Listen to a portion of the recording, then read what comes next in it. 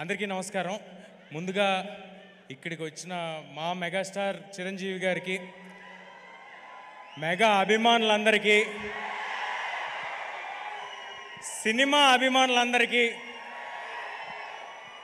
అందరికీ నమస్కారం. నాకు 1 సెకండ్.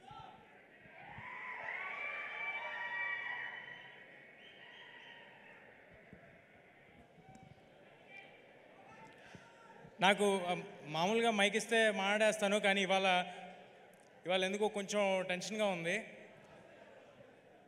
అంటే వెనకాల అంజనీపుత్రుడు, ముందు అంజనీపుత్రుడు ఉన్నప్పుడు కొంచెం టెన్షన్ ఉంటుంది. బట్ ఎలా ధైర్యం తెచ్చుకుని మాట్లాడతాను నేను. మన ఇతిహాసాల్లో రాముల వారికి సాయం చేయడానికి హనుమంతుల వారు వచ్చారు. మన హనుమాన్కి సాయం చేయడానికి రాముల వారే హనుమంతుడి రూపంలో ఇక్కడ మా చిరంజీవి గారిని పంపించారని నేను నిజంగా అనుకుంటున్నాను. చిరంజీవి గారు సినిమాల్లో మాత్రమే ఆపద్బాంధవుడు కాదు, సినిమా వాళ్ళకి కూడా ఆపద్బాంధవుడు. ఎవరైనా గెలిస్తే ఫస్ట్ ఫోన్ చేసి ప్రశంసించేది చిరంజీవి గారు, ఎవరైనా ఓడిపోతే ఫస్ట్ ఫోన్ చేసి పరామర్శించేది చిరంజీవి గారు. అలాంటి మా ఇండస్ట్రీ పెద్ద మా చిరంజీవి గారు. నేను నా జీవితంలో నేను ఎవరికైనా థ్యాంక్స్ చెప్పుకోవాలంటే మా మదర్ ఫాదర్ తర్వాత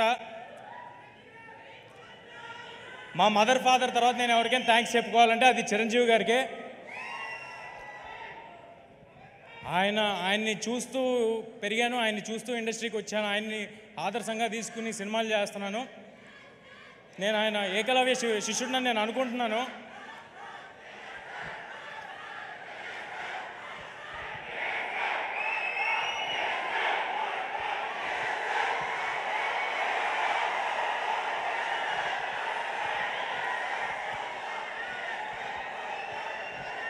చిరంజీవి గారు కానీ నా జీవితంలో లేకపోయి ఉంటే నేను సినిమాల్లో ఉండేవాడిని కాదు, ఇక్కడ ఉండేవాడిని కాదు. నా జీవితంలో అంటే నేను మీలాగే చూడటమే అంతే, అంతకు మించి ఇంకేం లేదు. అందుకే నేను ఏకలవ్య శిష్యుడిని నేను అనుకుంటాను.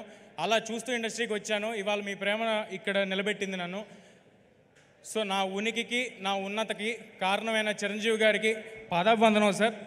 ఇక్కడికి వచ్చింది.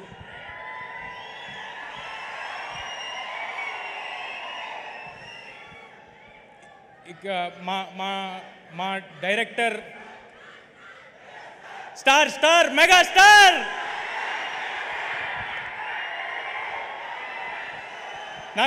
నాకు ఎవరైనా నేను మర్చిపోతున్నా ఇది నా ఈవెంట్ అని, నేను సినిమా గురించి మాట్లాడాలని మర్చిపోతున్నా. నాకు చిరంజీవి గారి గురించి మాట్లాడుతుంటే అలా ఉంటుంది లోపల గుండెల్లో. ఆయన విజువల్ స్క్రీన్ మీద, ఫోన్ మీద ఎక్కడ చూసినా అదొక తెలియని ఒక గూస్ బంప్స్ ఫీలింగ్ వస్తూ ఉంటుంది నాకు.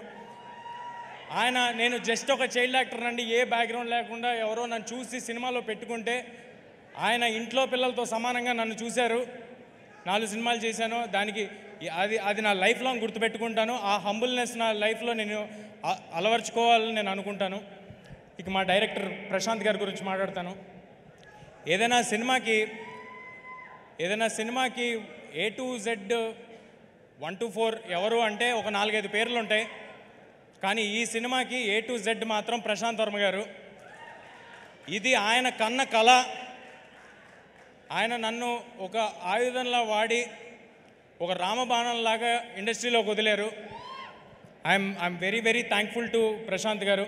నేను జాంబిరెడ్డి ఈవెంట్లో సరదాగా ఓ మాట అన్నాను.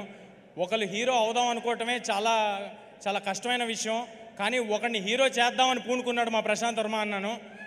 ఇప్పుడు చెప్తున్నాను, చిన్న ఎక్స్టెన్షన్. నన్ను ఇవాళ సూపర్ హీరోని చేసి ఇక్కడ నుంచో పెట్టాడు. నేను రామ్ చరణ్ తేజ గారికి రాజమౌళి గారు, రవితేజ గారికి పూరి జగన్నాథ్ గారు, ఈ తేజకి ప్రశాంత్ వర్మ సగర్వంగా చెప్తున్నా.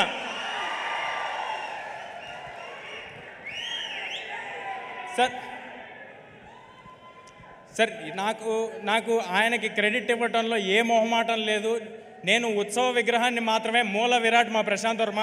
ఈ సినిమా మీరు ఏం చూస్తున్నా దానికి రీజన్ మా ప్రశాంత్ వర్మ. ఆయన ఒక కలగన్నాడు. ఆ కళలో ఆయన కన్న కళకి నేను పూర్తిగా ప్రాణం పెట్టేసి దాంట్లోకి దిగిపోయాను.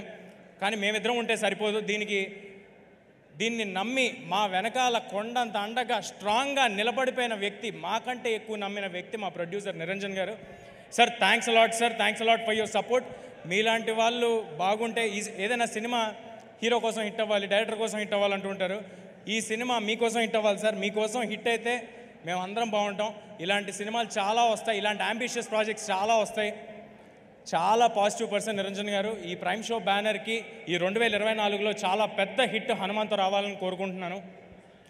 ఒక పెద్ద లిస్ట్ రాసుకున్నాను, అందరి పేర్లు చెప్పాలని, మ్యూజిక్ డైరెక్టర్స్, ఎడిటర్స్ అందరి పేర్లు చెప్పాలని. సమయం తక్కువ ఉండటం వల్ల చాలా ఫాస్ట్గా చెప్తాను.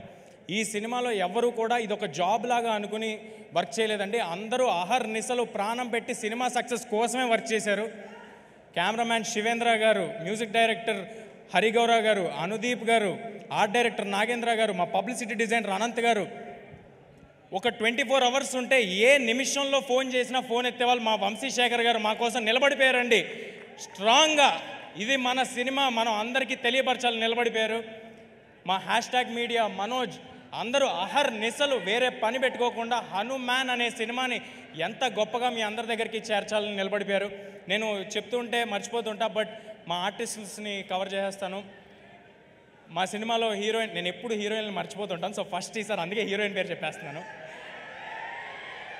మా సినిమాలో హీరోయిన్గా చేసిన అమృత అయ్యర్ గారు, వరలక్ష్మి శరత్ కుమార్ గారు, వినయ్ రాయ్ గారు, సముద్రకన్ గారు, గెటప్ సీను గారు, వెన్నెల్ కిషోర్ గారు, సత్య గారు అందరూ వాళ్ళ 100% ఇచ్చి సినిమా సక్సెస్ కోసం మాత్రమే పనిచేశారు. వాళ్ళకి ఇది ఒక జాబ్ లాగో ఏదో డబ్బుల కోసమో ఏదో వచ్చాం వెళ్ళాం అన్నట్టు ఎవరూ లేరండి. I'm very very thankful for all of you. ఇంకా ఎక్కువ సమయం ఉంటే ఒక్కొక్కరి గురించి నేను విడమర్చి చెప్పేవాడిని. చిరంజీవి గారిని ఎక్కువ వెయిట్ చేయించడం నాకు అసలు ఇష్టం లేదు. చాలా ఫాస్ట్గా కంప్లీట్ చేస్తాను. ఈ సంక్రాంతికి ఇంకా వేరే సినిమాలు కూడా వస్తున్నాయి. అన్ని సినిమాలు ఆడాలి.